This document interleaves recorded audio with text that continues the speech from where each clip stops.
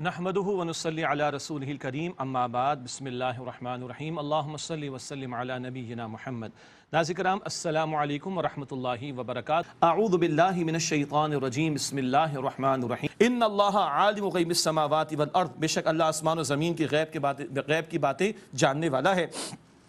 انہ علیم بذات الصدور، بے شک اللہ سینوں کے رازوں سے خوب واقف ہے۔ هو الذی جعلکم خلائف فی الارض، وہ اللہ جس نے تمہیں زمین میں جانشین بنایا۔ فمن کفر فعلیہ کفر، بس جس نے کفر کیا اس کے کفر کا وبال اسی پر ہوگا۔ ولا یزید الکافرین کفرہم عند ربہم الا مقتا، اور کافروں کو ان کے رب کے نزدیک ان کا کفر غضب کے سوا کچھ بھی نہیں بڑھاتا۔ ولا یزید الکافرین کفرہم الا خسارا، اور کافروں کو ان کا کفر نہیں بڑھاتا سوائے خسارے کے۔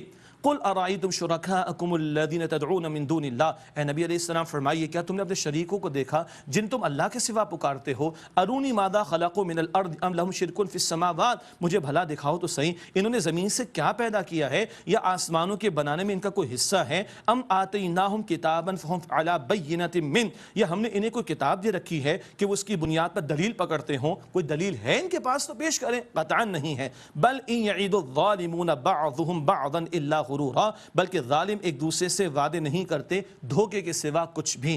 ان اللہ یمسک السماوات والارض ان تزولا، بے شک اللہ تعالیٰ نے تھام رکھا ہے آسمان و زمین کو کہ وہ ٹل نہ جائیں۔ وَلَئِن زَالَتَا إِنْ أَمْسَكَهُمَا مِنْ أَحَدٍ مِّن بَعْدِهِ، اور اگر وہ ٹل جائیں تو انہیں اس کے بعد کوئی بھی تھامے گا نہیں۔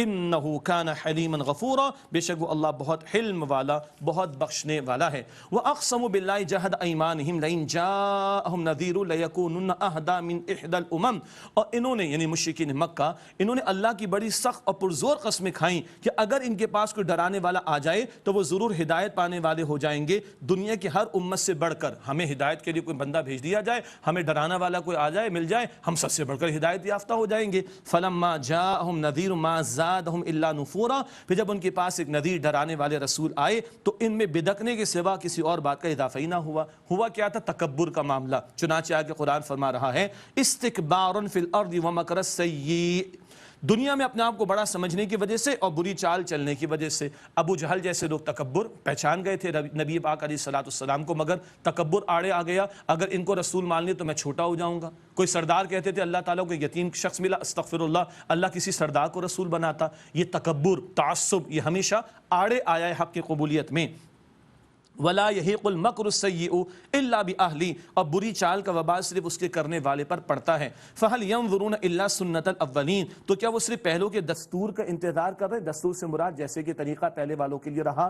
فلم تجد لسنت اللہ تبدیلا، تو آپ اللہ کے دستور میں ہرگز کوئی تبدیل نہیں پائیں گے۔ ولم تجد لسنت اللہ تحویلا، اور آپ اللہ تعالیٰ کے دستور میں ہرگز کوئی تغیر نہیں پائیں گے۔ پہلے واڑے اڑے رہے، تکبر ان سرداروں نے بھی کیا، پچھلی اقوام کے سرداروں نے، اللہ کا عذاب آیا۔ یہ مشرکین مکہ کے سردار اگر تکبر کر کے حق کی مخالفت پر اڑے رہیں گے ان کے ساتھ بھی وہی معاملہ ہوگا۔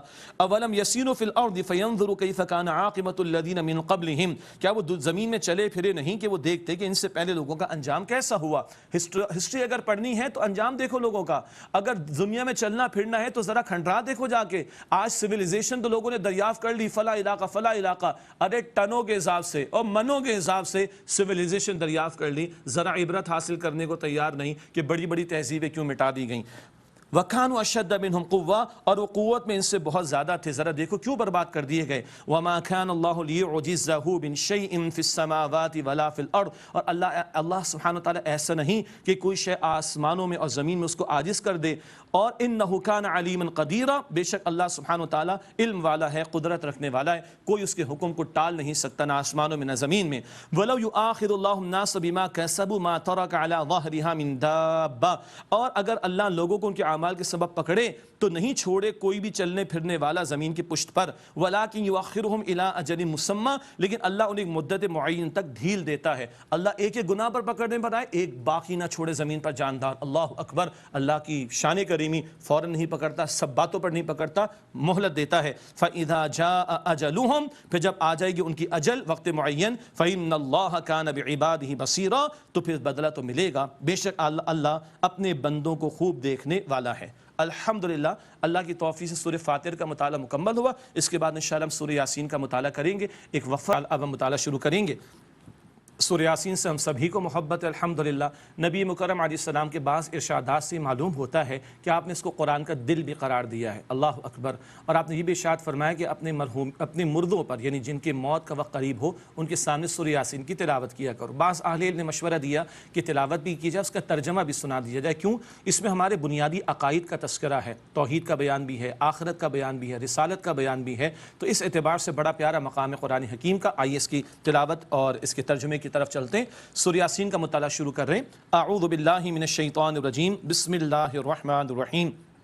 یاسین، یہ حروف مقطعات میں سے ہے۔ والقرآن الحکیم، حکمت والے قرآن کی قسم۔ انک لمن المرسلین، بے شک آپ رسولوں میں سے ہیں۔ علی صراط مستقیم، سیدھے راستے پر ہیں، صلی اللہ علیہ وسلم۔ 5 رکوع ہیں سورہ یاسین میں۔ پہلے 2 رکوع میں رسالت کا موضوع، تیسرے رکوع میں توحید کا موضوع، اور آخری 2 رکوع میں آخرت کا موضوع ہے۔ تو رسالت، توحید اور پھر آخرت کے موضوعات، یہ ترتیب رہے گی انشاءاللہ۔ حضور نبی پاک علیہ السلام کے رسالت کا تذکرہ۔ علی صراط مستقیم، آپ سیدھی راہ پر ہیں۔ تنزیل العزیز الرحیم، نازل کیا ہوا ہے یہ قرآن اللہ کی طرف سے جو غالب رحم فرمانے والا۔ لتنذر قوما ما انذر آباؤہم فہم غافلون، تاکہ آپ اس قوم کو ڈرائیں جن کے باپ دادا نہیں ڈرائے گئے پس وہ غافل ہیں، صدیوں سے ان کے ہاں کوئی پیغمبر نہیں آئے تھے۔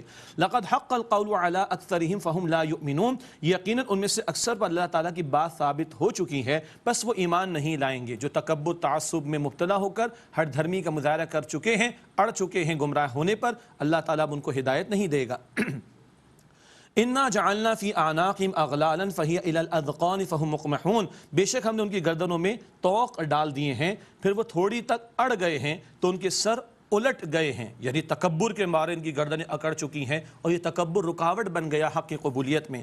وجعلنا من بین ایدیہم سدا ومن خلفہم سدا، اور ہم نے ان کے آگے بھی ایک دیوار کھڑی کر دی اور ان کے پیچھے بھی۔ فاغشیناہم، پس ہم نے انہیں ڈھانپ دیا۔ فہم لا یبصرون، پس وہ دیکھتے نہیں ہیں۔ ایک مراد کیا ہے؟ آگے بھی دیوار، پیچھے بھی دیوار۔ پیچھے ماضی کی اقوام اتنے غافل ہو گئے کہ ان کی انجام سے سبق حاصل نہیں کرتے، اور آگے آخرت ہے، اس کا عذاب بھی ہے، مگر اتنے غافل ہیں کہ اس کی طرف توجہ نہیں کرتے، اس کی امید نہیں رکھتے، تو اب اللہ تعالیٰ نے ان کو گمراہی کے حوالے کر دیا۔ ضمن ایک اہم بات ہے، اللہ کے پیارے نبی علیہ السلام نے جب ہجرت فرمائی ہے تو ہجرت کی رات آپ مشرکین جو سردار باہر تاک لگائے بیٹھے تھے ان کے درمیان سے نکل کر گئے، اور آپ یہ آیت تلاوت فرما رہے تھے، وجعلنا من بین ایدیہم سدا ومن خلفہم سدا فاغشیناہم فہم لا یبصرون، اور ہم نے ان کے آگے بھی ایک دیوار بنا دی، ان کے پیچھے بھی ایک دیوار بنا دی، پھر ہم نے انہیں ڈھانپ دیا، بس وہ دیکھتے نہیں۔ اور انتہائی موزانہ طور پر اللہ سبحانہ وتعالیٰ نے ہجرت کی رات نبی پاک صلی اللہ علیہ وسلم کی حفاظت فرمائی۔ وَسَوَاءٌ عَلَيْهِمْ أَأَنذَرْتَهُمْ أَمْ لَمْ تُنذِرْهُمْ لَا يُؤْمِنُونَ، اور اے نبی علیہ السلام ان کے حق میں برابر ہے، خواہ آپ انہیں ڈرائیں یا نہ ڈرائیں وہ ایمان نہیں لائیں گے۔ کیوں؟ وہی ہر دھرمی کی روش ہے، اب وہ خود ہی اپنی قبولیت حق کی صلاحیت کو کھو چکے ہیں۔ انما تنذر من اتبع الذکر وخشی الرحمن بالغیب، بے شک آپ تو اسی کو ڈراتے ہیں جو کتاب نصیحت کی پیروی کرے اور بن دیکھے اللہ تعالیٰ سے ڈرے۔ فبشرہ بمغفرۃ واجر کریم، پس آپ اسے بخشش اور عمدہ اجر کی خوشخبری دے دیجئے۔ جو غیب میں رہتے ہوئے اللہ سے ڈرتا ہے اور نصیحت کی پیروی کرتا ہے اس کے لیے مغفرت اور اجر کریم ہے۔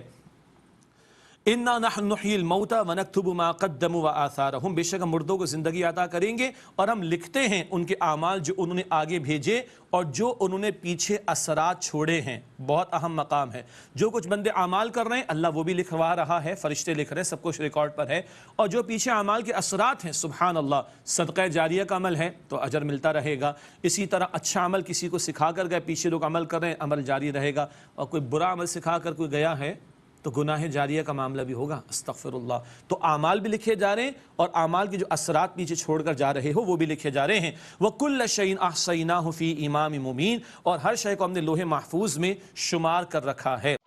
صدق اللہ العظیم۔ صحیح بخاری حدیث نمبر 3351۔ نبی کریم حضرت محمد صلی اللہ علیہ وسلم بیت اللہ میں داخل ہوئے تو اس میں حضرت ابراہیم اور حضرت مریم علیہ السلام کی تصویریں دیکھیں، تو آپ صلی اللہ علیہ وسلم نے فرمایا کہ قریش کو کیا ہو گیا ہے کہ حالانکہ انہیں معلوم ہے کہ فرشتے کسی ایسے گھر میں داخل نہیں ہوتے جس میں تصویریں رکھی ہوں۔ یہ ابراہیم علیہ السلام کی تصویر ہے اور وہ بھی پانسا پھینکتے ہوئے۔